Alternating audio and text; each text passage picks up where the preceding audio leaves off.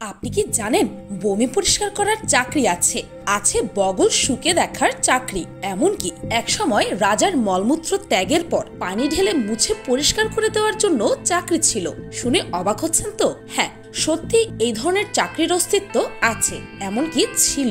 বিশ্বে অনেক মানুষ আছে যারা তাদের কাজ নিয়ে সন্তুষ্ট নন। অফিসে বসে কাজ করতে অনেকেরই ভালো লাগে না। আবার কিছু মানুষ এমন কিছু চাকরি করে আপনার বিশ্বাসই হবে না যে এরকম কোনো চাকরিও হতে পারে। এসব চাকরির বেতনও অনেক।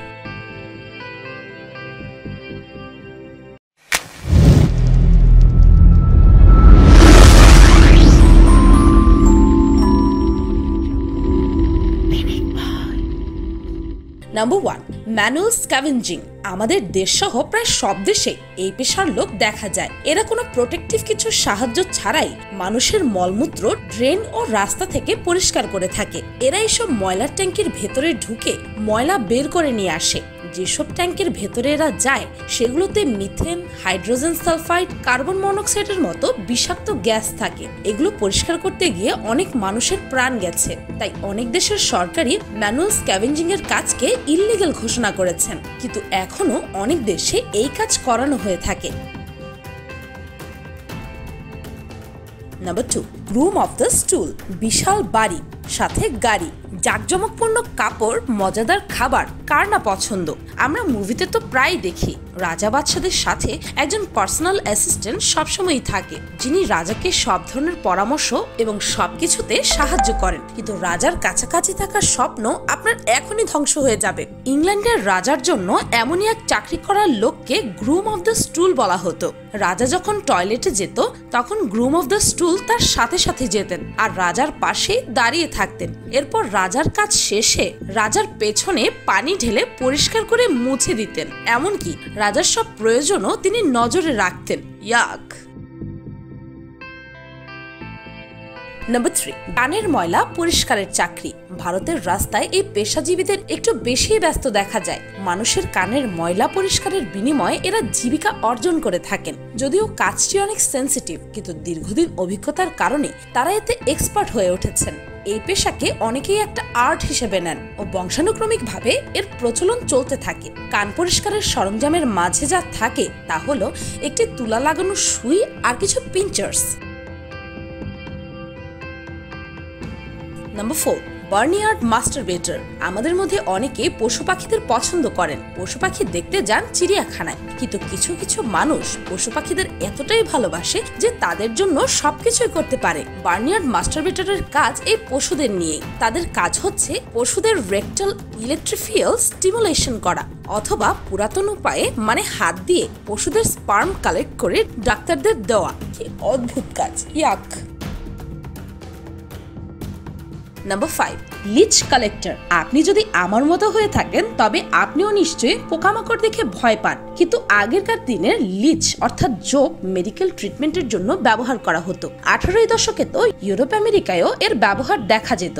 রোগীর ওপরে লিচ রাখা হতো আর লিচ শরীরের রক্ত চুষে খেত। বিশ্বাস করা হতো এতে শরীরের সব রোগবালাই চলে যেত। আবার কখনো কখনো তো রোগীকে লিচ খাওয়ানো হতো। আর এই লিচ কালেক্ট করার কাজ করতেন মহিলারা। তারা কিছু টাকার জন্য খালি পায়ে পানিতে নেমে লিচ খুঁজতেন। প্রায় লিচ তাদের পায়ে আটকে যেত আর তাদেরই রক্ত চুষে নিত। অনেক সময় তো পায়ে ইনফেকশনও হতো। তারপরও মহিলারা লিচ কালেক্টরের কাজ করতেন। Number 6, pet food tester. মানুষ ভোজন রসিক প্রাণী। খাবারের স্বাদ কিভাবে আরেকটু বাড়ানো যায় তা নিয়ে চেষ্টার কোনো শেষ নেই। তবে পোষা প্রাণীর খাবার কতটুকু সুস্বাদু তা কি মানুষ জানে? উত্তর হলো জানে, কেবল পেট ফুড টেস্টাররাই জানে। হ্যাঁ, উন্নত বিশ্বের আরেকটি অদ্ভুত চাকরির নাম হচ্ছে পেট ফুড টেস্টিং। আপনার পোষা কুকুর কিংবা বিড়ালটি তার খাবার খেয়ে কতটা সন্তুষ্ট তা যদি আপনি জানতে পারেন তাহলে নিশ্চয়ই এর খাবার নিয়ে আপনার বিশেষ ভাবনার প্রয়োজন হতো না। আর এই স্বাদ আপনাকে জানাবে পেট ফুড টেস্টার। তার কাজ হলো বিভিন্ন রকম পোষা প্রাণীর খাবারের স্বাদ নেওয়া এবং সেগুলো সম্পর্কে নিজের মন্তব্য লিখে ফেলা। এই মন্তব্য একই সাথে ক্রেতা ও বিক্রেতা উভয়ের কাজেই লাগে।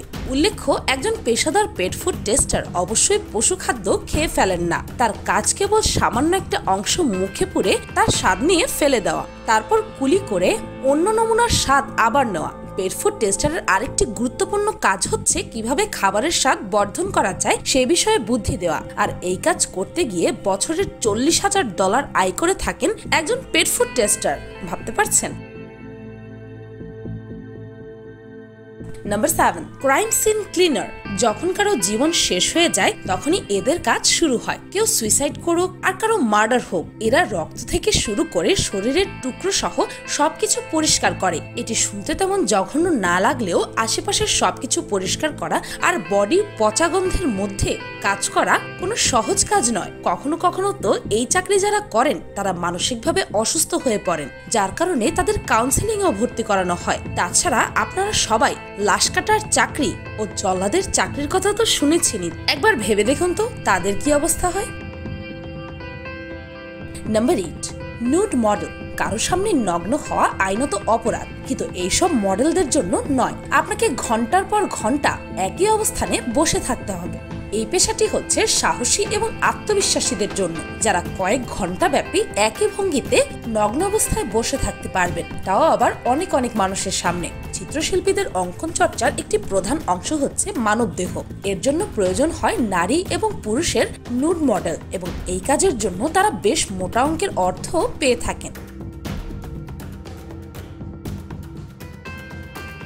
নাম্বার 9, কীটপতঙ্গ খেয়ে দেখা। কীটপতঙ্গ সংগ্রহ করা যে এক ধরনের চাকরি তা কি আপনি জানেন? এটি আপনার আমার কাছে অবাক করার মতো বিষয় হলেও যারা এই চাকরি করেন তাদের কাছে এটি খুবই সাধারণ একটি চাকরি। যখন কেউ মাছ ধরতে যায় তখন তাদের কিট লাগে, আর এই কিটগুলো অনেক দোকানে পাওয়া যায়, যা কীটপতঙ্গ সংগ্রহকরা জোগাড় করে রাখে।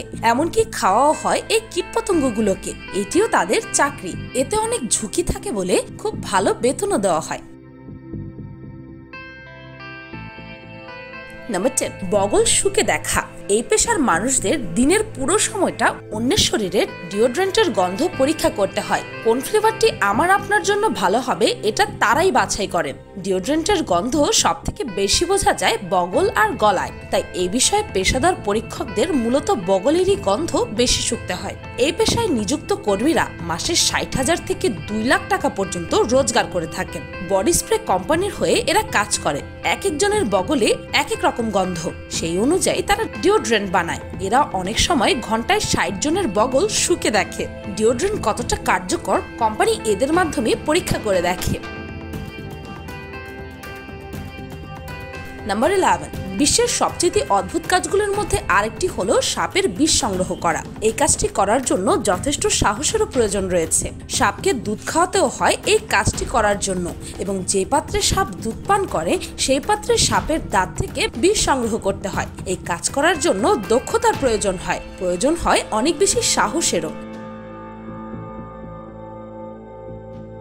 নাম্বার 12, হুইপিং বয়। আমরা স্মোকিং এর এই বিজ্ঞাপন তো সবাই দেখেছি, যেখানে দেখা হয় স্মোকিং এর কারণে ক্যান্সার হয়, আর এটি দেখে একজন সিগারেট খাওয়া ছেড়ে দেয়। এটির সাথে মিলে যায় হুইপিং বয়ের কাহিনী। কাজের কারণে রাজা রানীরা প্রায় বাইরে থাকতো। তখন প্রিন্স যদি কোনো ফাজলামো বা খারাপ কিছু করতো তখন প্রিন্সকে কিছু বলা হতো না। প্রিন্সের পরিবর্তে হুইপিং বয়কে পানিশমেন্ট দেওয়া হতো, যাতে এই পানিশমেন্ট দেখে প্রিন্স আর এমনটা না করে। মানে অন্যায় না করেও সাজা ভুগতে হতো এই হুইপিং বয়দের। কি অদ্ভুত চাকরি। নাম্বার 13, নকার আপার। যদিও এই চাকরির কথা শুনে মনে হবে এটি আবার এমন কি কাজ, কিন্তু যদি কোনো বুড়ো মানুষকে ঠান্ডা বা বর্ষার মৌসুমে 3টা বা 4টার সময় উঠে হাজার হাজার লোককে জাগিয়ে দেওয়ার কাজ করতে হয়, তবে সেটি অবশ্যই ওয়ার্স জবের কাতারেই পড়ে। আগেরকার দিনে কোনো ঘড়ি ছিল না, যার কারণে মানব ঘড়ি ব্যবহার করা হতো। মানে একজন লোককে দায়িত্ব দেওয়া হতো বহু মানুষকে জাগানোর জন্য।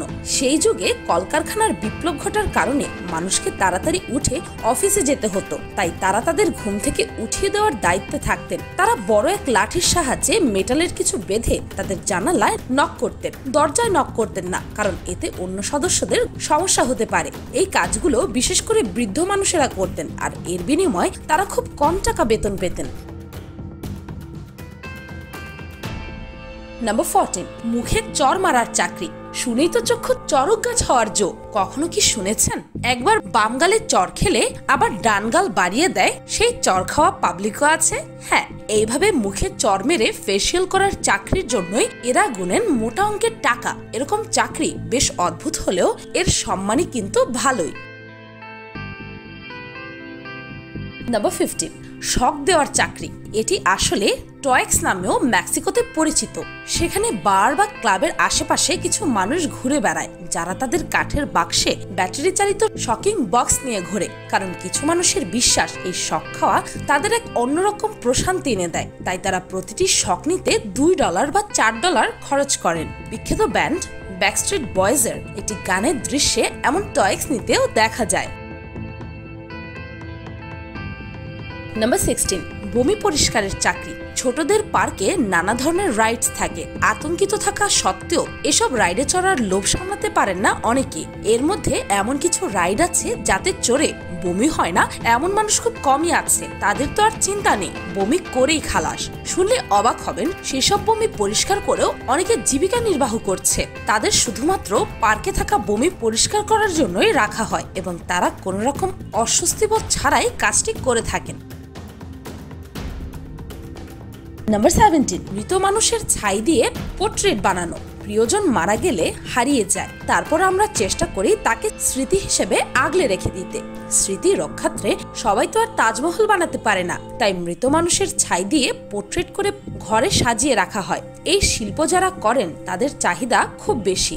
ছাইকে 3D প্রিন্টিং টেকনোলজির মাধ্যমে পোর্ট্রেটে পরিণত করা হয়। এটি মূলত আমেরিকার একটি শিল্প, একই সাথে খুব ডিমান্ডের একটি চাকরিও বটে। বাংলাদেশের মতো উন্নয়নশীল দেশে যেখানে বছরে 4 থেকে 5 লাখ টাকা আয় করতে নাভিশ্বাস, সেখানে উন্নত দেশগুলোতে বেকার বসে থেকে আয় করা যাবে এর 10 গুণেরও অধিক। তাও আবার এমন টাইপেরই অনেক অদ্ভুত কাজ করে। ভাবছেন এ আবার কেমন কথা?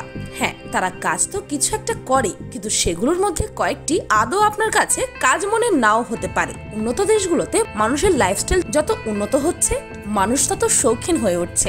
ফলে কিছু কাজ থাকে যেগুলো করবার মতো মানুষ খুঁজে পাওয়া যায় না। যদিও দেশে বেকার জনসংখ্যা থাকে যথেষ্টই, সেসব কাজের জন্যই নিয়োগদাতারা এত বড় অঙ্কের বেতন দেন যে অ্যামাউন্ট শুনলে রীতিমতো চোখ কপালে ওঠার জোগাড় হয়। কোনো কাজ কখনোই ছোট কিংবা বড় হয় না। যে কাজটি একজনের জন্য অপছন্দের, অন্যজনের কাছে তা পছন্দের হতেই পারে। কেউ কাজ করে প্রয়োজনে, আবার কেউ কাজ করে শখের বশে। এক এক কাজ এক এক রকমের। বিচিত্র এবং অদ্ভুত কাজগুলো কিন্তু কাজের মধ্যেই পড়ে, আর তা দিয়ে কিন্তু বিশ্বব্যাপী মানুষ নিজেদের জীবিকা নির্বাহ করছে। তাই সেই কাজগুলো ইকুয়ালি সম্মানের। ভিডিওটি ভালো লাগলে আপনার ফ্রেন্ডস এন্ড ফ্যামিলির সাথে শেয়ার করতে পারেন। আর যদি এই ভিডিওর সেকেন্ড পার্ট দেখতে চান তাহলে কমেন্টে জানাতে ভুলবেন না যেন। আর মিনিক চ্যানেলকে সাবস্ক্রাইব করে বেল আইকনে অল নোটিফিকেশনস অন করতে ভুলবেন না যেন। শুধুমাত্র এভাবে মিনিক পায়ের প্রতি ভিডিওর নোটিফিকেশন আপনার কাছে পৌঁছে যাবে। আজকের মতো পর্যন্তই, দেখা হচ্ছে পরের ভিডিওতে।